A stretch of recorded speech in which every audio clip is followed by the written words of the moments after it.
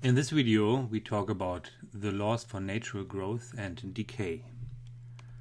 This is all inspired by the exponential function, or even more so by the miracle of the exponential function. Do you remember? The miracle was that there is a function which is its own derivative. Right? We had the equation d by dt y of t equals y of t, where y of t is the exponential function. And now we would like to generalize this relationship just a little bit, and then this gives us the natural laws for growth and decay. So we study a proportionality now between y prime and y. So we no longer assume they are equal, but we do assume that they are proportional to each other. It means the growth of a population is proportional to the population size. If we double, for example, the population size, then we double the growth rate. The more individuals we have in a population, the faster the population can grow. This is certainly a very reasonable assumption if the population is not too large. If the population becomes larger, so that resources are limited or space is limited, then this proportionality would no longer hold.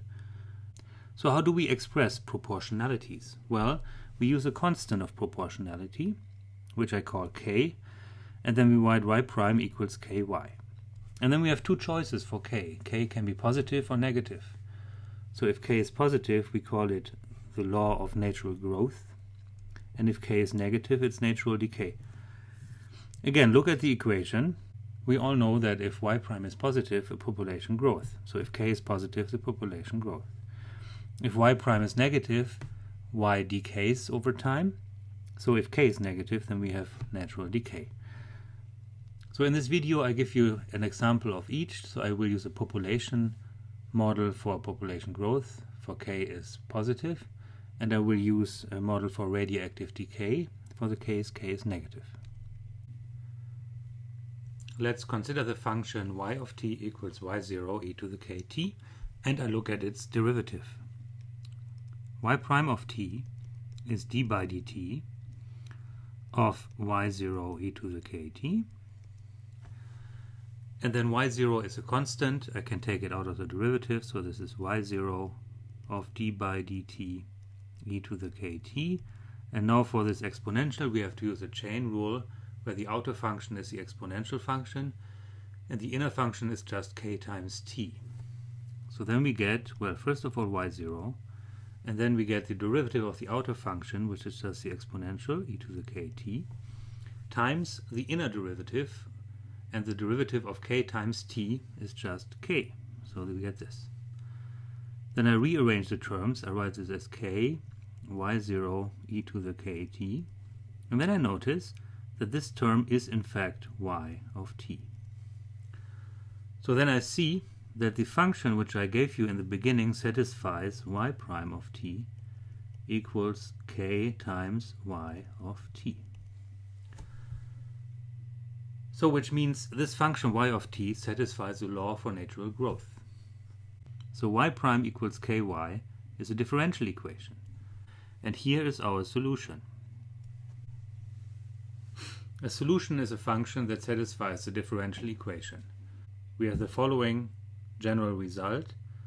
The only solutions to the differential equation y prime is ky are those exponential functions. Y of t is y0 e to the kt. Let's look at these solutions graphically. So here I plot 2. Y of t is 2, e to the t is on the left. Y of t is 100, e to the minus t is on the right. And now I'm interested in the significance of these numbers 2 and 100. So where do they appear in this graph? Let's look at y is equal to 0. So if we write down y is 0, then we have y0 times e to the 0, and e to the 0 is equal to 1. So then this is y0. Aha! So this coefficient y0 in the equations is the initial condition. So let's see in the graph where it is. On the left side, we have the increasing exponential. The initial condition arises at t is equal to 0. And in this graph, it is 100. It is sitting right on top of t is equal to 0. So this is called the initial condition, and it arises as a constant in the exponential law for growth or for decay. Let's look at a population model. So now I switch variables, not to confuse you, but for populations we really often use p to indicate population. So I'm looking at p prime equals kp, same equation as before, just using p instead of y. And then I divide this equation by p. So I get p prime divided by p is equal to k. And now this relation gives us a meaning of this k. This k now arises as the growth rate per population. And it has two names which I used both in the literature, so I have to give them both. One is called the relative growth rate, and the other one is called the per capita growth rate. So in your mind it should be the growth rate per individuum.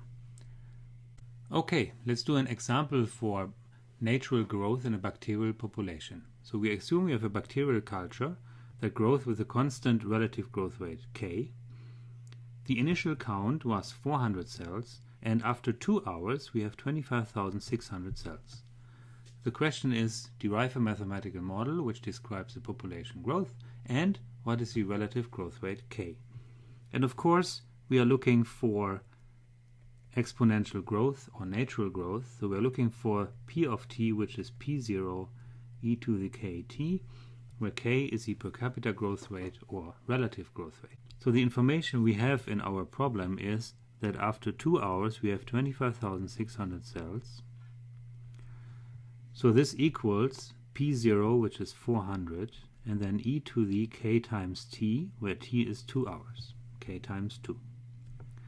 And now we have a wonderful equation which we can solve for k. So then we divide by 400, we get 256 quarters equals e to the k times 2. Now 256 quarters is 64, and then I take the logarithm right away. So then I have log of 64 is k times 2. And so this is easily solved for k. K is 1/2 log 64. And now 1/2 log 64 is the same as log of root of 64. So this is log of 8.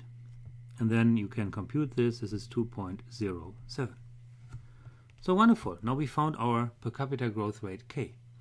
And then we can put the model together. So then we have the model is p of t is 400, which was the initial condition, e to the 2.07 times t. And this describes the growth of our bacterial population. Let's look at the example of radioactive decay. We all have heard about radioactive decay, and here is the radioactive decay equation. It is about a radioactive mass, m of t, and it satisfies a differential equation m prime is equal to minus alpha m, where alpha is called the decay rate. And this has exactly the proportionality form which we talked about in this video if we set k is equal to minus alpha. So then k would be the rate of proportionality. To indicate it is negative, I use a minus sign in front of the alpha. Which means we can use what we learned before, and we have a solution to this differential equation. mt is m0, the initial condition, e to the minus alpha t.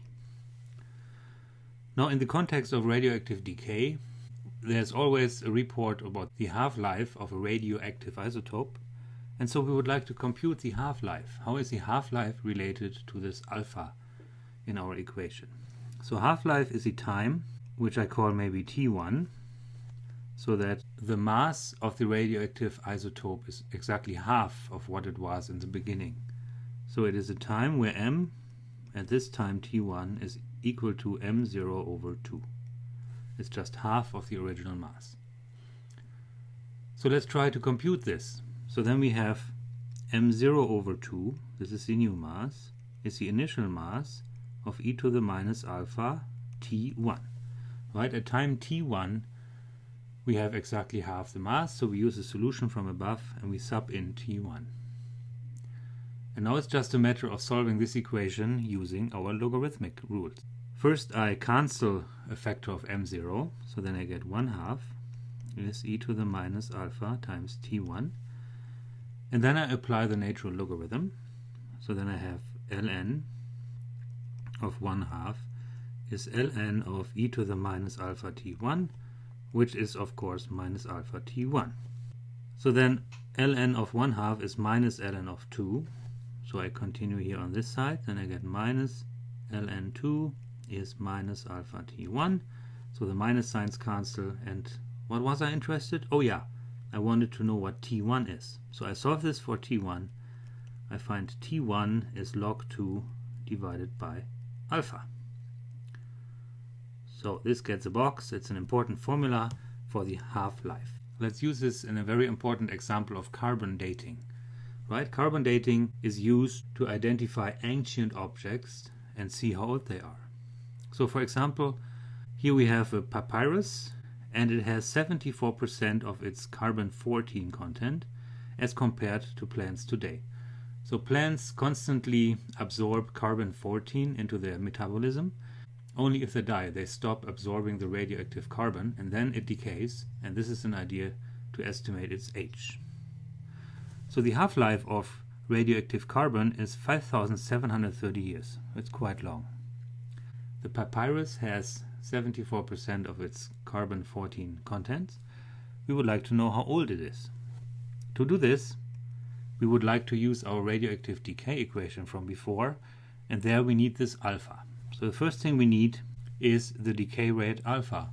But for alpha we have a relation. We know that the half-life is log 2 divided by alpha.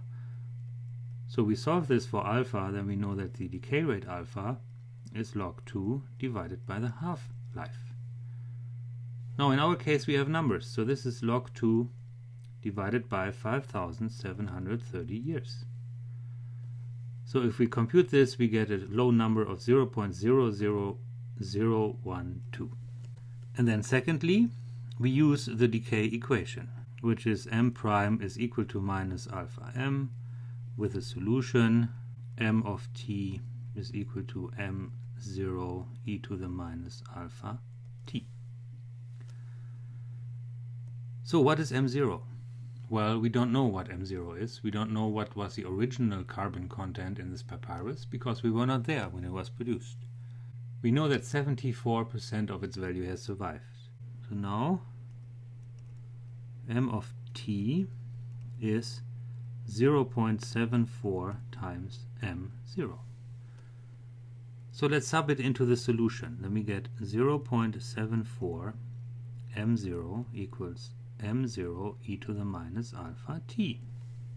Or divide both sides by m0. And we are in business. We can apply our natural logarithm to find t.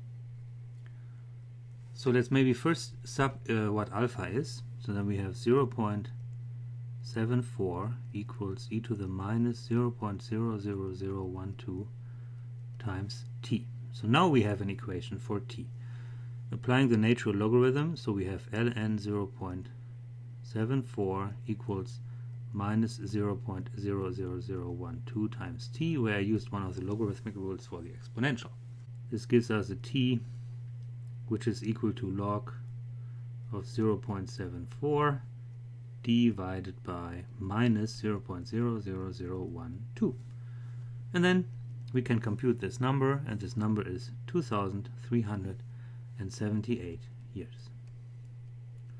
To be precise, so the plant which was cut to make the papyrus was cut about 2,378 years old, which means whatever is written on the papyrus must be even younger than this number. Let me summarize. We considered two laws, the law of natural growth and the law of natural decay, and they were defined through differential equations. So for the growth law we used p for a population. P prime of t is k times p of t, and we had an initial condition p at time 0 is p0. We found the solution p of t is p naught e to the kt. For natural decay we had a very similar equation, but we used a little bit different notation. So we had m prime of t is minus alpha m of t, and the initial condition m at time 0 is m naught, and the solution is m of t is m naught e to the minus alpha t.